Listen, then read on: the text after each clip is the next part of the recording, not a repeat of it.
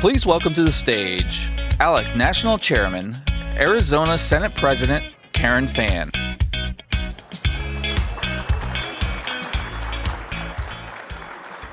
Good morning, and those lights are really bright this early in the morning, let me tell you. Ladies and gentlemen, thank you so much for attending this year's States and National Policy Summit. I'm so glad that you could all join us in the nation's capital right here in Washington, D.C. We have an exciting week lined up for you, but first, I'd like to ask you to please stand and join me in welcoming our retired Air Force service member, Mark Fletcher, who will lead us in our national anthem, and then please remain standing for the Pledge of Allegiance.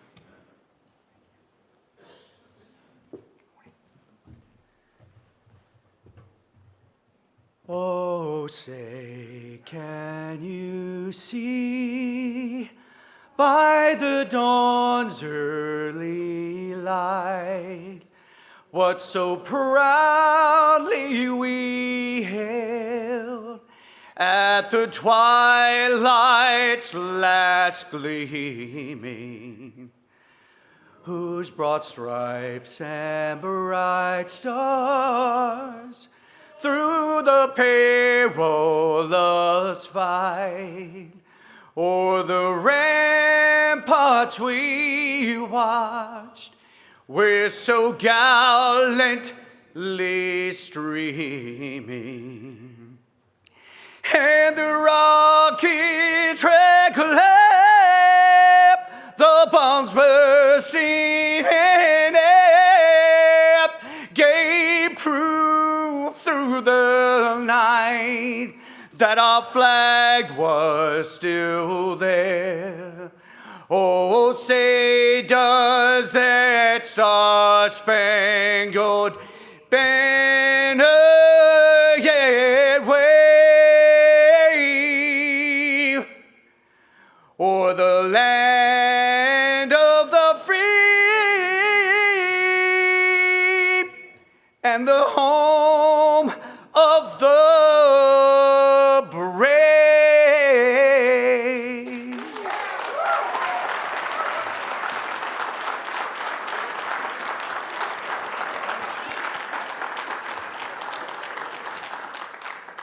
Okay, that was really good, and it's really hard to sing along with somebody like that, right? Thank you so much. Thank you, Mark. That was absolutely wonderful. Thank you. All righty, let's do the Pledge of Allegiance. If you all follow me, please. Right here. I pledge allegiance to the flag of the United States of America and to the republic for which it stands, one nation under God, indivisible, with liberty and justice for all. Where's Gunny Sergeant Borelli? He always goes, hurrah, at the end. You may all be seated. Thank you. That was great.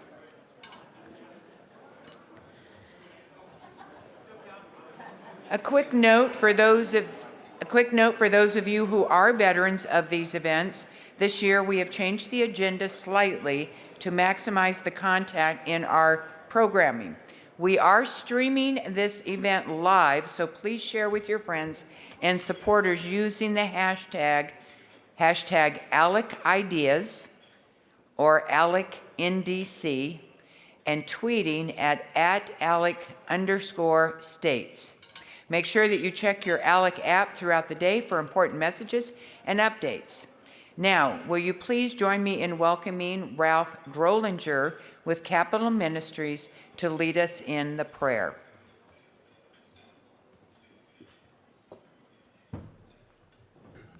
Thanks, Karen. Let's pray together. Father in heaven, we're so grateful for ALEC and for what it stands for its theistic foundation, that it's tethered in its principles relative to the immutable truths of your word. We're grateful that we're in a nation that has a history of promulgating your truths through our policies. And we know that conservatism politically does not last unless it's rooted in theism. And so may we never jettison our theistic basis for our great democracy. And we know that on the other side, Progressivism is rooted in subjectivism. It's not tethered to absolute immutable truth. And as a result, it can only quote Dr. Well, I think. May we not fall into that. May we stay rooted in your timeless principles that you've explicated in the holy writ of your word. Lord, we give you this day. We thank you for the plentiful, bountiful food that you always supply for us in our nation. And we're grateful for all that you've done in prospering our country as it relates to fulfilling the Great Commission worldwide. And so bless today's events, the speakers. May this be a time when your truths are illumined through policy and discussion. And may you bless especially my buddy in the Senate, John Braun, today. In Jesus' name, amen. Amen. Thank you. Thank you, Ralph. That was always well done, always. Now, if you will please help me in welcoming U.S. Senator Mike Braun from Indiana and Jonathan Williams of our own ALEC, who is our Chief Economist and Executive Vice President of our Policy, to the stage. Senator Mike Braun has played a key role in leading the state of Indiana and the nation as a state legislator in the Indiana House from 2014 to 2017 and as a member of the U.S. Senate since 2018. Before public service, he served as CEO of his company, Meyer Distributing, which employs hundreds of Americans across the country. In his time of office, Senator Braun has focused his efforts on creating American jobs, building a strong national defense, reducing the nation's debt and deficit, and helping our veterans. Senator, please be welcome to the ALEC States and National Policy Summit.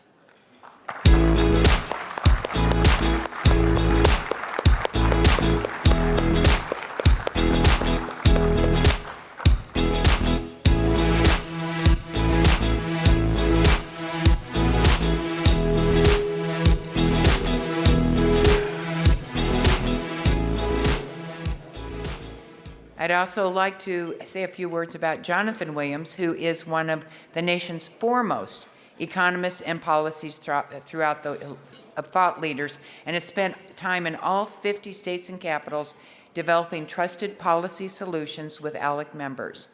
For the past 15 years, Jonathan has co-authored Rich States, Poor States, which provides a roadmap to economic prosperity in the states through lower taxes and responsible spending. Jonathan, take it away for us. Well, thank you, Senator Fan, and give it up for our great Arizona delegation. I know that's here. It was such a fun evening last night to honor Governor Doug Ducey with our Thomas Jefferson Award, and just the work that's been done in Arizona on free market reforms these last 2 years under Senate President Fan's leadership and Speaker-elect Toma, and so many of our ALEC members has just been phenomenal.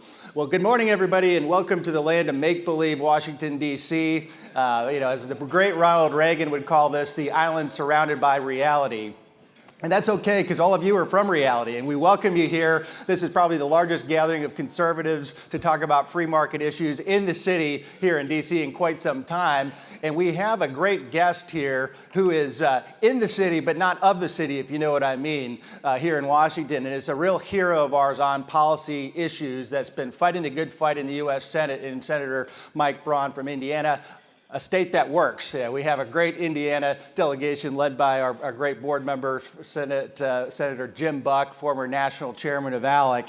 And Senator Braun, you've led on so many issues here in Washington. It's a challenging time for free market folks like in this room in the last couple of years, to say the least. And I think as folks were out campaigning, probably the biggest issue they kept hearing about is the 40-year high inflation numbers that we see every single month reported once again. And of course, we know the driver of that is overspending and debt. So you've been a great leader on Budget Committee here in the Senate, trying to get back to some sane principles of budgeting, because all of you know, you all have to balance your budgets. Here in Washington, we don't even attempt to balance a budget or craft a budget. Senator Braun, what's the way out here in Washington? Well, Jonathan, it's interesting because when I gavel in for the Budget Committee, Bernie Sanders is holding the gavel. Yes. And we've not done one meeting in 2 years on the mechanics of budgeting. It's been one woke issue after another. And I'm one that believes you got to wrestle on the issues of the day. I get along with the other side of the aisle mostly to make sure that we don't get walloped by some of the stuff they concoct, like the Green New Deal. Their holy grail would be that and Medicare for all. I want to reform health care. I did it in my own business. Anyone want to figure out how to fix health care? 15 years ago, I made it consumer driven. I got my employees engaged in their own well-being. I was big enough to self-insure. We've not had a premium increase in 15 years. That could be done at state level and out here. What do you run into? The biggest lobbies in the country, both back home and here. Hospitals, pharma, insurance, the Darth Vader that keeps it all glued together. We need more of us doing that. When it comes to our argument should be so easy. I learned it all when I decided to move back to my hometown, avoiding Wall Street back in the late 70s. Took about an 80% pay cut to raise a family, and my wife and I both were entrepreneurs. We didn't know it at the time. She got started 3 years before I did. You have those kinds of roots and throw in an economics degree, which I never thought would come in handy on a macro sense. Wow. Debated Bernie Sanders on the floor of the Senate about this modern monetary theory, which is an excuse to borrow money from our kids and grandkids for their latest and greatest idea. Sadly, we're not going to get ahead of this currently. It's going to get worse out here before it gets better. But the bastion of hope is among our states. And I know that because I served as a state legislator for 3 years. We believe in rainy day funds, balanced budgets, regular order. We took through Ways and Means. We listened to 50 stakeholders before we'd craft a budget. We're going to begin that back in Indiana again here in January. So it's not difficult to see what works. It takes the political will to try to get some of that to rub off out here.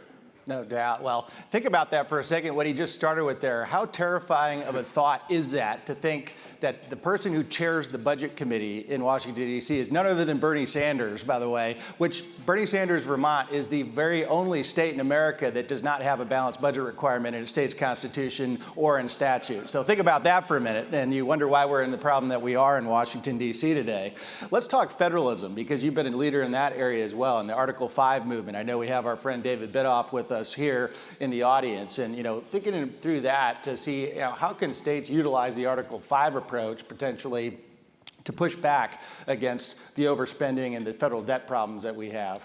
Never would have figured that that would be come into relevance, but thank goodness for the founders. Thomas Jefferson always impressed me with all that he did, including he in Washington hurrying back to Mount Vernon and Monticello after they served 2 terms. We need term limits out here worse than you could ever imagine. That and a convention that would talk about term limits and a balanced budget, because this place is never going to self-correct. It's got so many incentives, along with being rewarded for bad behavior and performance with a better pension every 2 years you're here after being here 4 years. Senator Rick Scott and I have tried to get rid of the pension program here. That's an incentive to double down on bad policy. Maybe the only tool, because when people ask me how's this going to end up, I'm truthful, and I got a good idea how it's going to end up. When we're now touting $1.5 trillion annual deficits, mostly driven by programs we hold dear, Social Security and Medicare. Medicare be the easiest to fix if you reform the industry like I did. No appetite to do it. And I had to take a balanced budget amendment to the floor as a privileged motion here a few months ago and made it a chip shot, doing it over 10 years. My friend Rand Paul has really got the best idea, where you do it over 4 or 5 years. That would be easy for a state legislature. Any CEO that has the rigor of competition and all of that to go along with running something. So I don't think it's going to happen on its own. I think we're going to keep doubling down and getting back to that balanced budget proposal. 15 Republicans voted against it, which is a thing that really irked me. And that's due to the fact that it's the unholy alliance out here in the way things do get done, is defense is the most important thing we do as a federal government. It should not be sacrosanct, should not be immune to audits within their own departments and doing budgets themselves. They roll us every time because Dems don't care how much you spend at the federal level. They lure us into, and like after all the trillions we spent due to COVID, they agreed to a 6.2% budget increase for defense and domestic and did it about 4 months after the fiscal year expired. So we're going to need that tool, and it's sad that it would have come to that, to where you wouldn't do it proactively and preemptively. I don't think the folks leading the place will do that. I'm glad you mentioned the balanced budget amendment, because if you're looking and you don't think your state balanced budget amendment is quite good enough, Indiana's the model, I think, to look at. The most recent state to pass a balanced budget amendment, a fantastic piece of ALEC model policy as well. To double down on one more federalism-related question, people in this audience, I think, correctly saw the real problems and the writing on the wall with the ARPA funds, and now all these federal funds sloshing around in your state budgets. We've seen this movie before. The Obama bailout of the states caused us irreparable harm when it comes to the maintenance of effort requirements and all kinds of other problems and restrictions at any time a federal dollar goes to the states, right? There's no such thing as a free lunch, as the great Milton Friedman would remind us. And one of those strings was the unbelievably Janet Yellen and U.S. Treasury came back and said, well, if you take the federal money, you're not going to be able to cut taxes anymore. And you led the effort to push back against that, and it was a really incredible effort. Why don't you just tell us a little bit about that? Well, let's look at the underlying principle where you'd make a statement like that. Rahm Emanuel, very clear, unapologetic, never let a crisis go to waste. And they have enterprised on that, including having the gall to say that if you do take the money, when it was kind of forced into a lot of places, I had commissioners calling me, what can we do with this? We really don't need it. And then you get that kind of statement. That's the heavy-handed, arm of this place, vaccine mandates. We led against that crazy idea of forcing businesses down to 100 employees to have to get their employees a vaccine or they lose their job. So that, of course, was going to be nothing more than messaging, because the folks running the show now, easiest way to understand the difference between what you do and what I do. This is the cathedral and the growth business all wrapped into one. And the people running it have never taken Finance 101, let alone any macroeconomics. And they don't care, because the policies to change the country from that more progressive, top-down approach, they do it when the moment and the opportunity arises. So all the things we talk about, all the things I've been able to do, sadly, is mostly messaging, because it's going to take the other point of view when that window of opportunity opens up for us to articulate why none of that stuff works, why borrowing money from your kids and grandkids is a bad long-term business plan. Where is our articulation? Where are we? We don't need to be political entrepreneurs. We just need to be less flat-footed. And look at this. Where have we ever drugged 10 to 15 Democrats along in the last 50 years? I asked Senator Cornyn from Texas, can you think of one bill?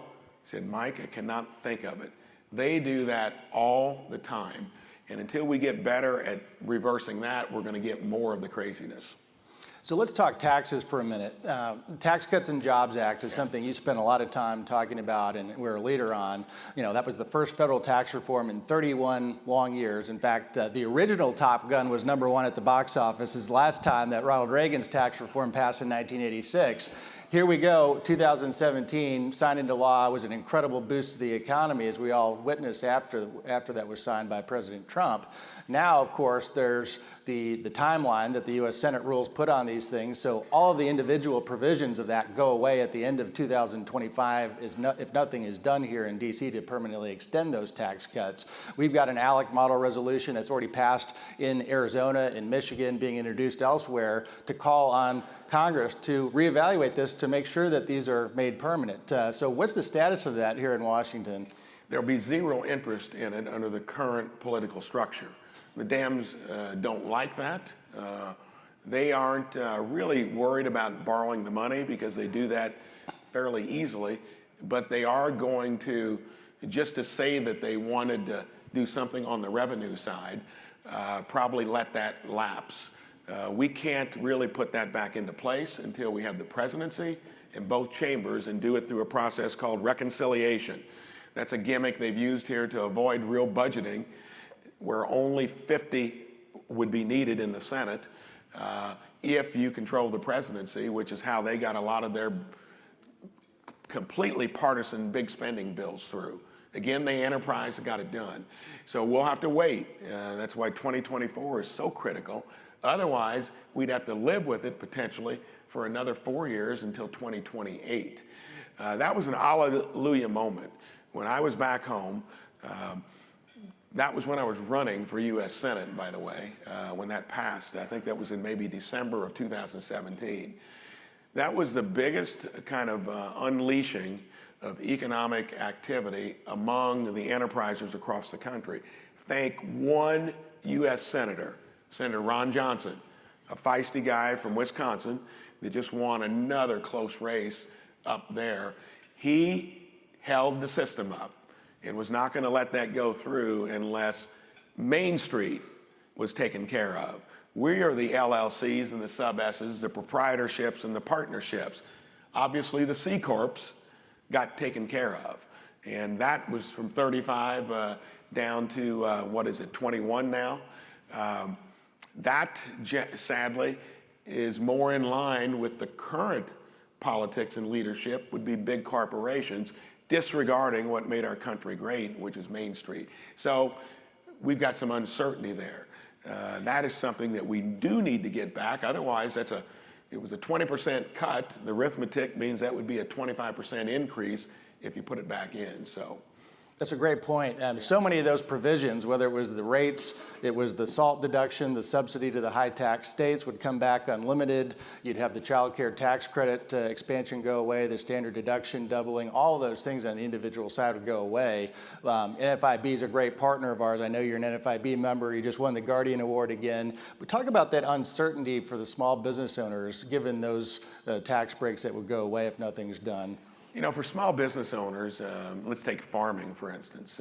I got involved after I moved back to Indiana in farming as a tree farmer. That's an optimist when you're planting trees as an investment, and it's great therapy for my new job. And I got involved in agriculture that way. And then in the row crop side of it, that is the toughest small business that God ever created.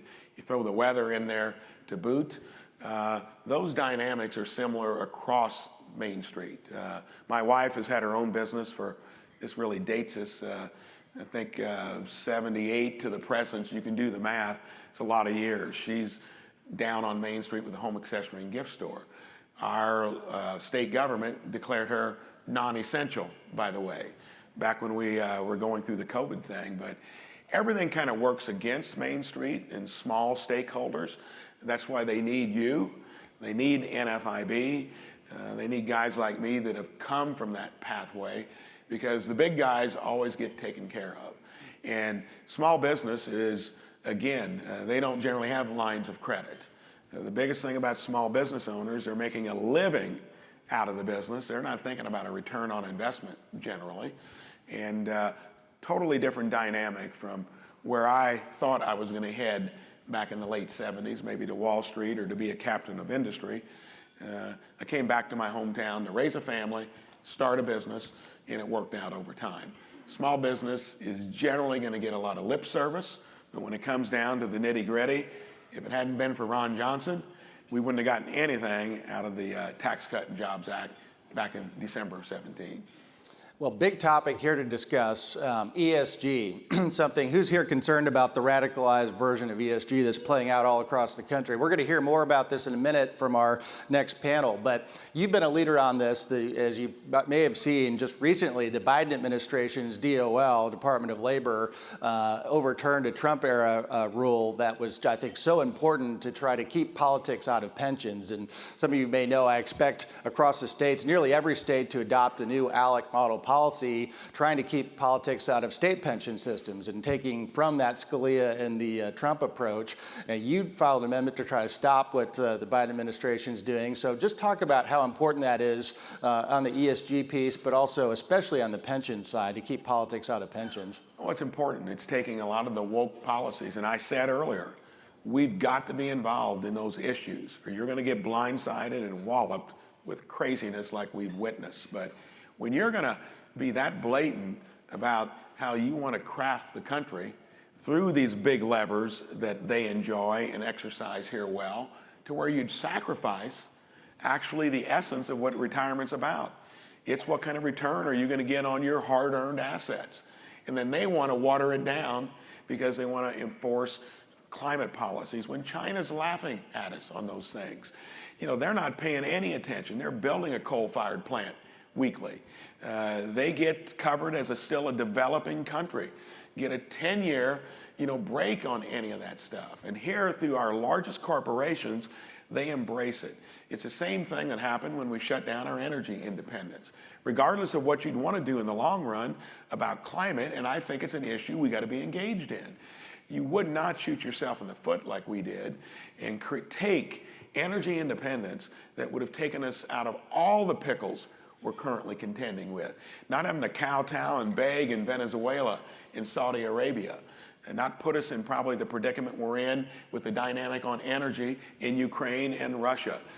All of that has implications, and if we keep pushing that went through the committee tied, so it didn't go anywhere. There's zero interest on the other side of the aisle to do anything that's going to diminish their efforts on ESG.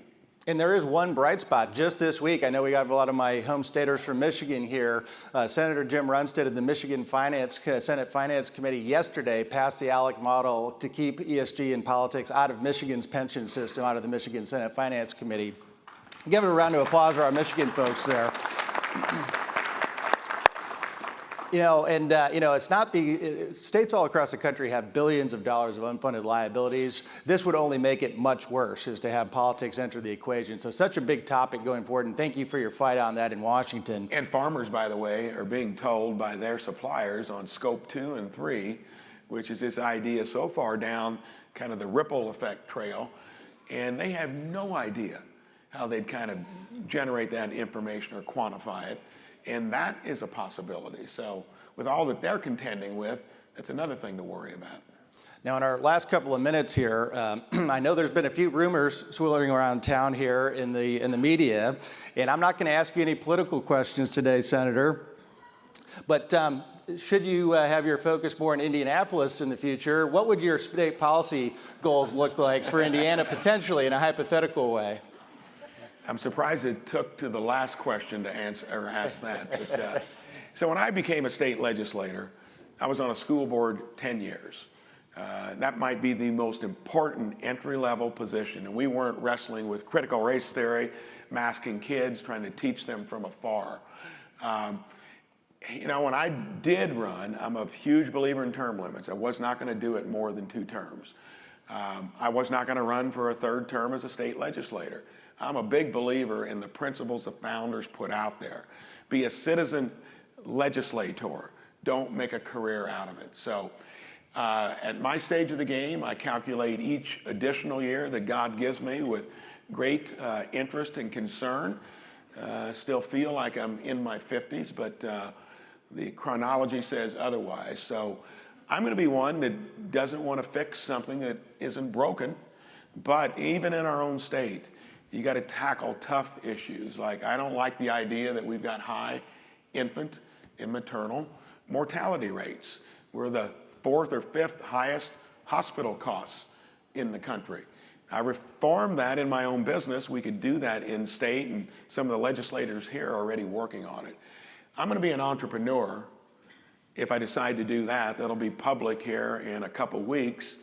And here, the biggest issue is you got to be here 2 decades, not just 2 terms. And in the 2 years I've got left, I'm going to robustly finish them out.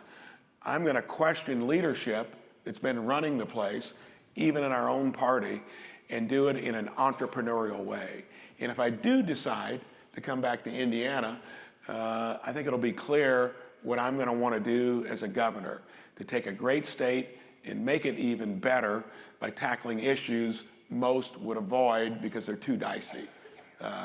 So you'll hear in a couple weeks. Well, there you have it, ladies and gentlemen. Thank you, Senator Braun, for your continued great work. It's a pleasure. Thank you. Appreciate it. Well, I'll tell you what, I am very optimistic about the future of Indiana, not just with our current ALEC legislators, but folks like Senator Braun, a state that works, a state that went from 25th in rich states, poor states to number 7 today, but to continue that great work takes individual leadership at the state level. Just an incredible start to our States and Nations Policy Summit with that discussion. And now I have the honor to quickly introduce a few of our additional speakers today, and incredible individuals, some with great background with ALEC, as I'll talk about in a minute. I want to bring up Will Hild in a minute, Executive Director of Consumers Research, Utah State Treasurer Marlo Oaks, who may or may not reference the fact that Utah has been number 1 for all 15 editions of Rich States, Poor States, is the most competitive state in America. I know we got a lot of Utah folks here.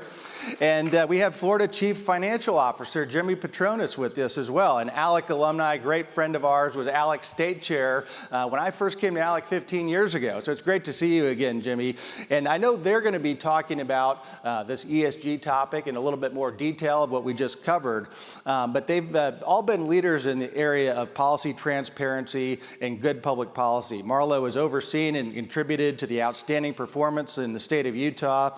And Jimmy has similarly contributed his skills to developing the state of Florida, a state that has been an incredible leader as a no-income tax state and one of the best states in America to go do business. And of course, people are voting with their feet. Look at the numbers. The scoreboard doesn't lie. As a University of Michigan fan, I like to say that a lot this week after that game against Ohio State. The scoreboard doesn't lie. You look at the numbers in Florida, the scoreboard doesn't lie. People are voting with their feet to go to Florida.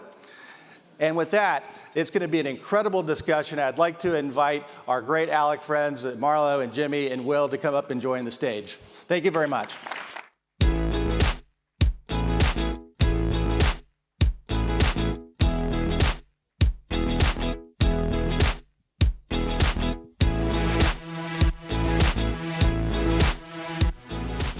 Well, I'm very excited to have you both here.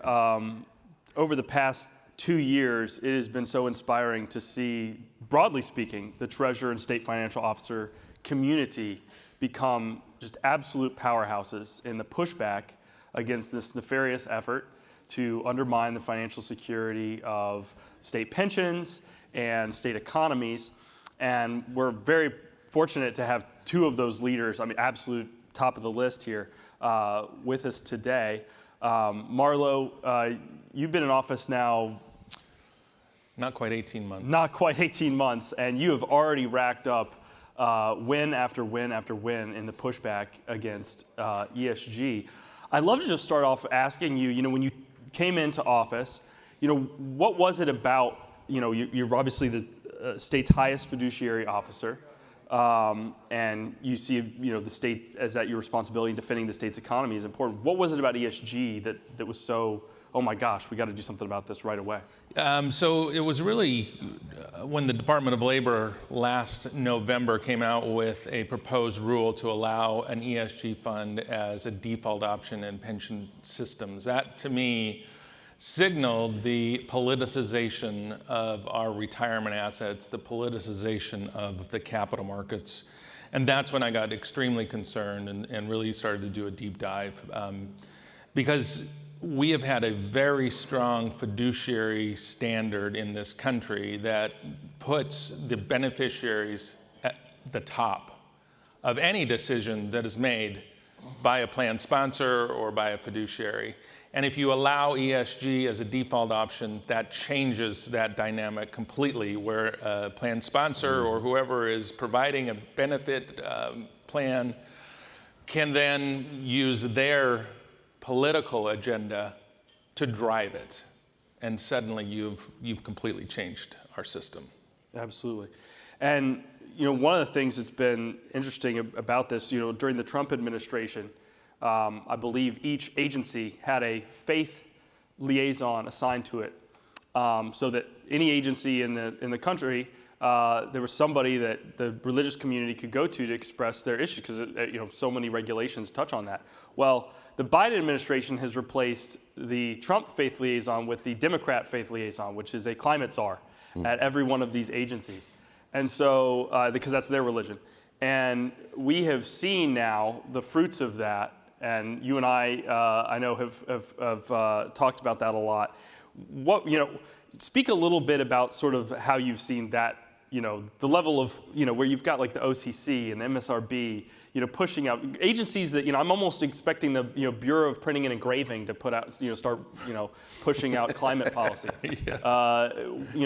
Speak a little bit about that, how your office has pushed back on that. So when I heard about the Department of Labor, that was really through the Attorney General's office, and I said, we have got to do something, because we did see the Office of Comptroller and Currency, the nominee for the head of that was a devout Marxist.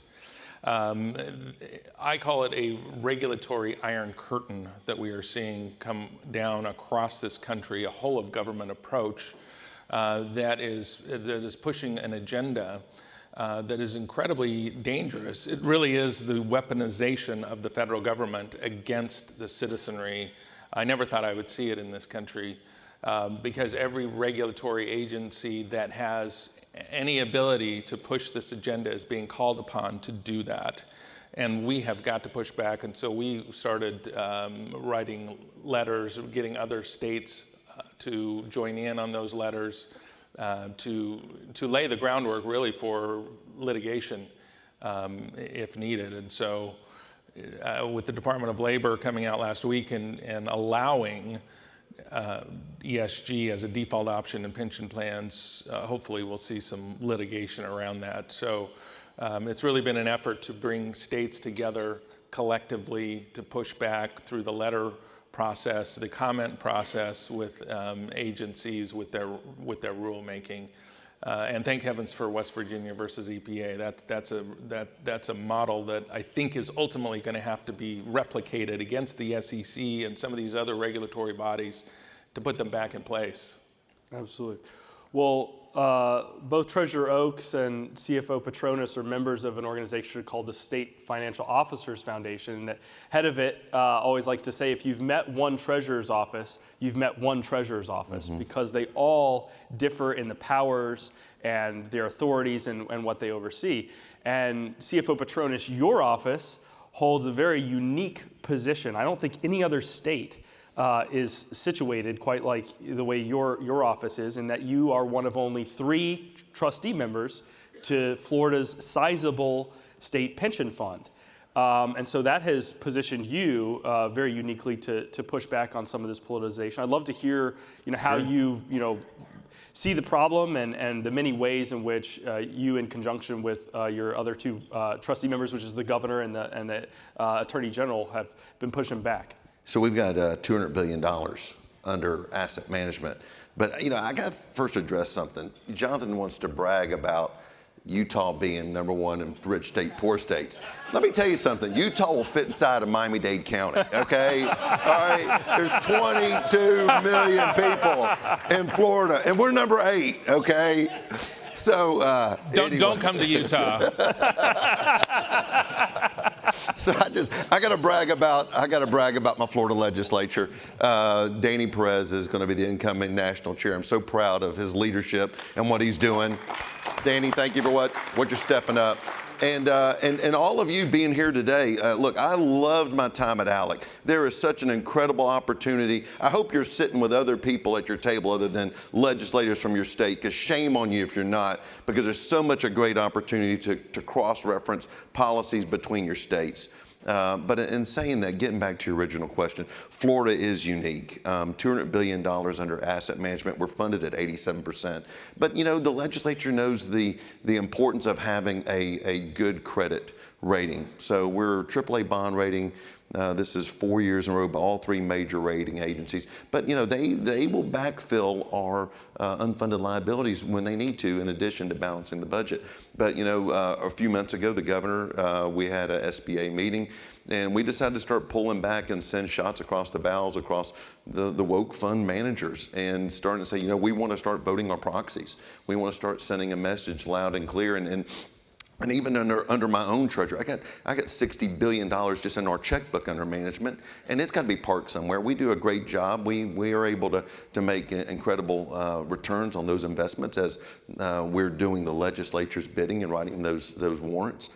But we're going to start prioritizing, and I wouldn't be surprised if you don't see some changes here in the next 24 hours where we're going to start to make our own decisions known out of our own office, in addition to the leadership changes that Governor DeSantis has instituted.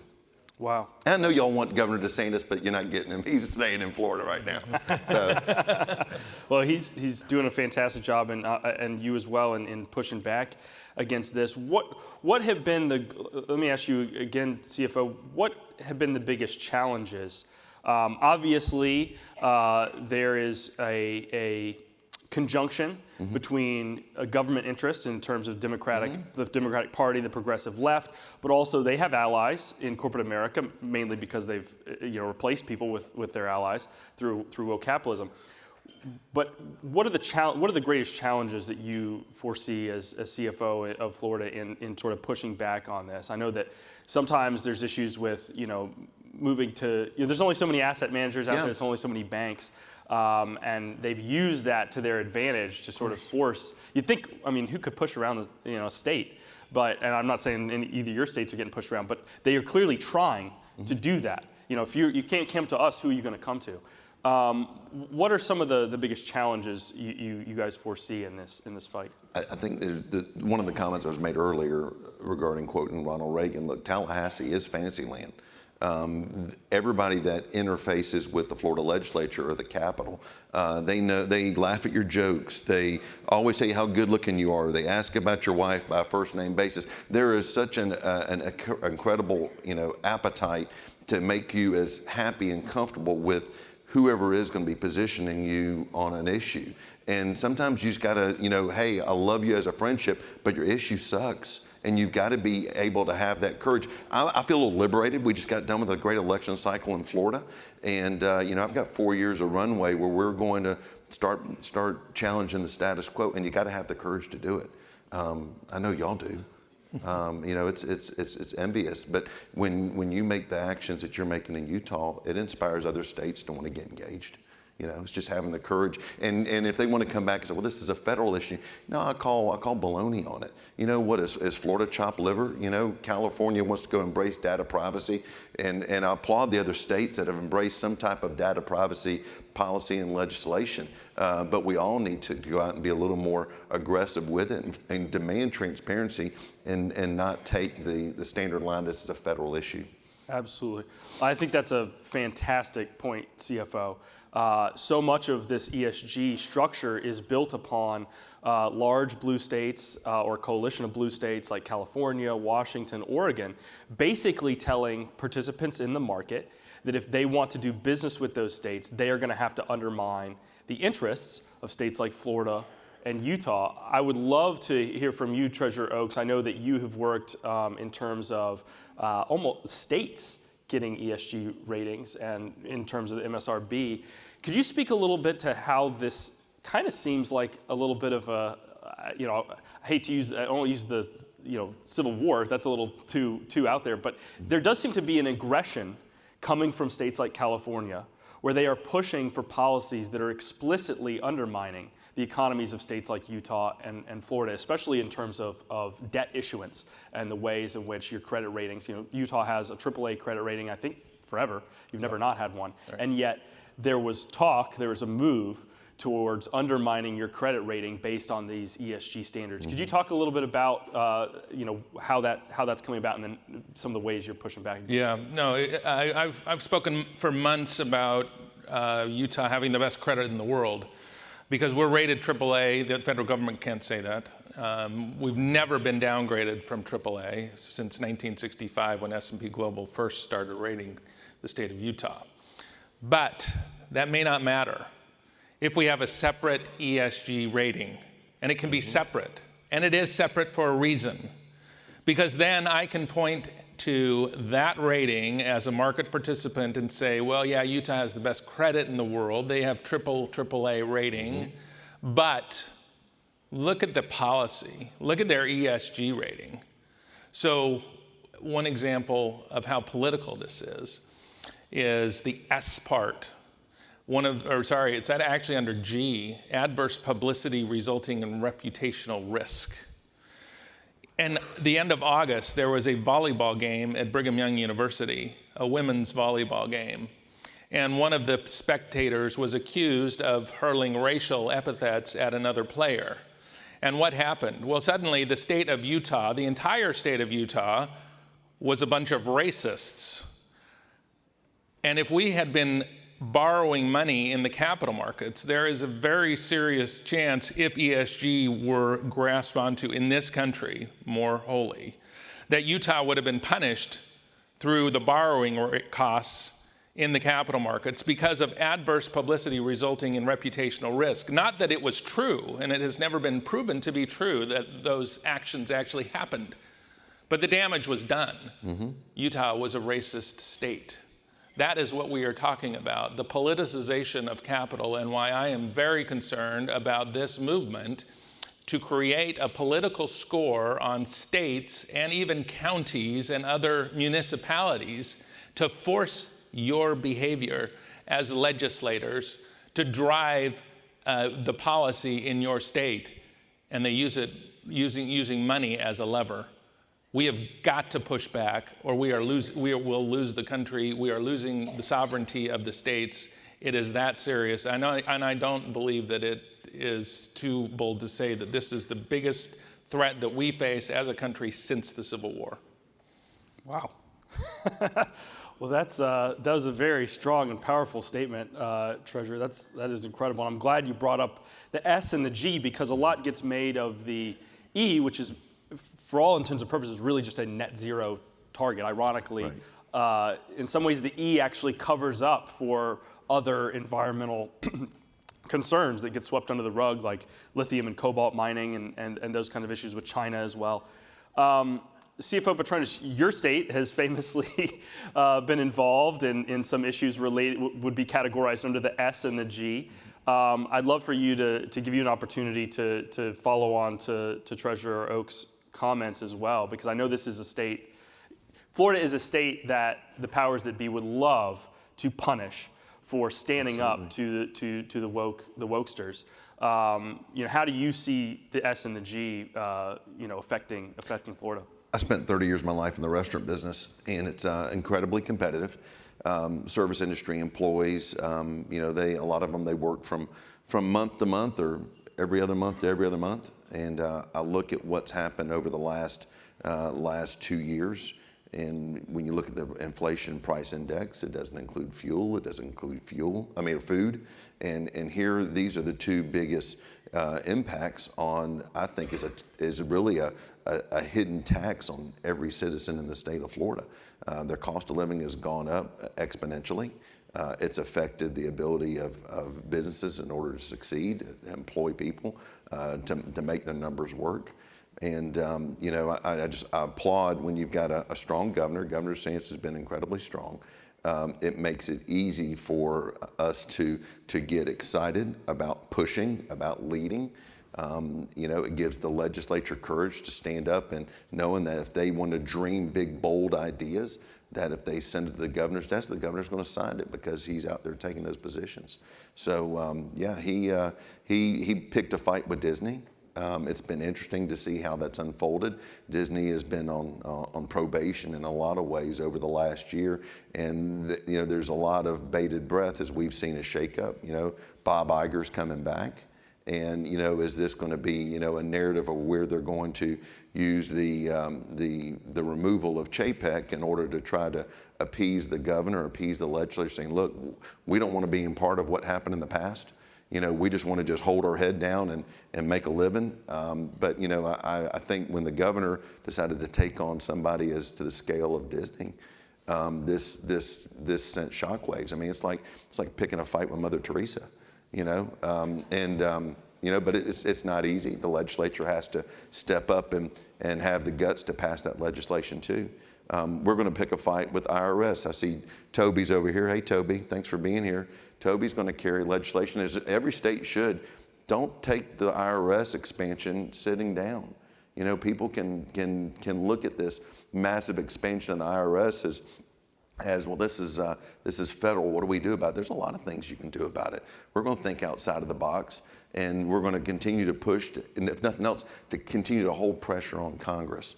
So whether it be what we're going to pick fights with woke corporations, whether we're going to pick fights with woke expansion of the IRS, it's up to us, and shame on you if you don't do something about it in your own legislative bodies. You put your names on the ballot, do something about it.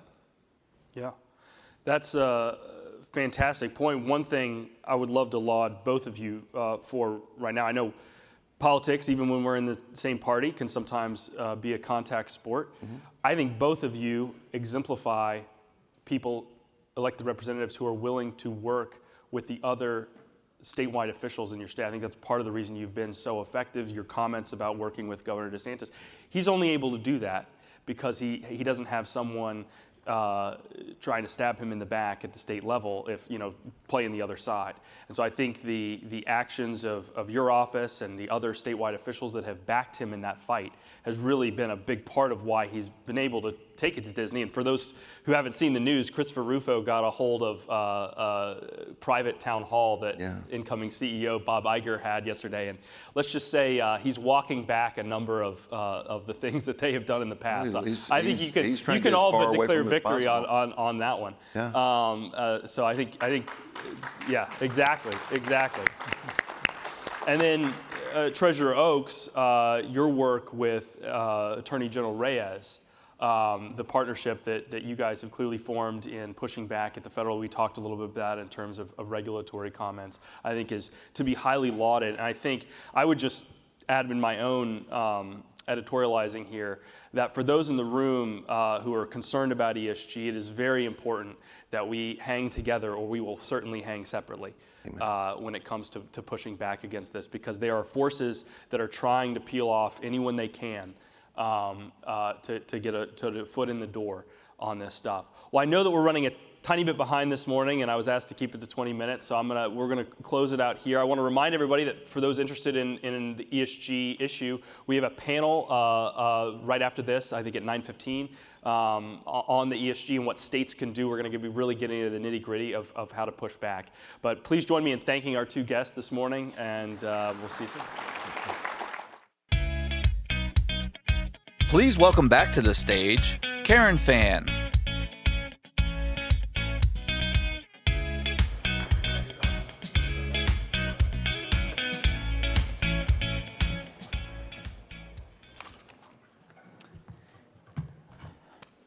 Did everybody take notes on that one?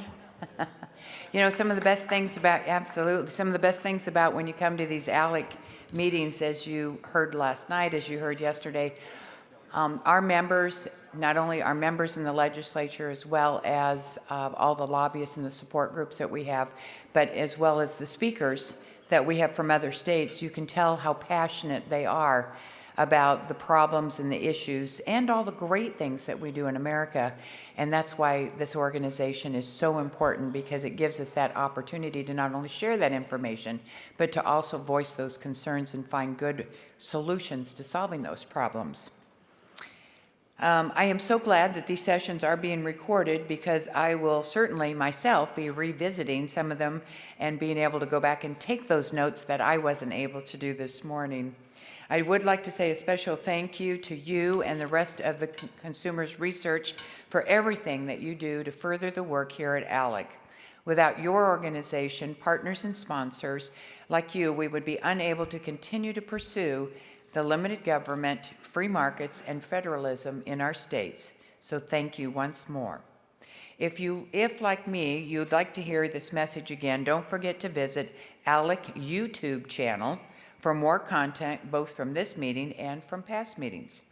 This morning we have several workshops taking place. I encourage you to please take part in one or all of them. Following today's breakfast, there will be 3 workshops. The first one is How States Fight Back Against ESG. I don't know about you guys, but when we were in Atlanta, that particular one was not only sold out, they just kept coming and coming. We ended up having to turn people away. So if you plan on attending that one, I would say get there early to get a seat because it was a very, very popular seminar. The second one is Preparing Your State to Fight Inflation. 2 Article 5 conventions, and our very own Tech Talk.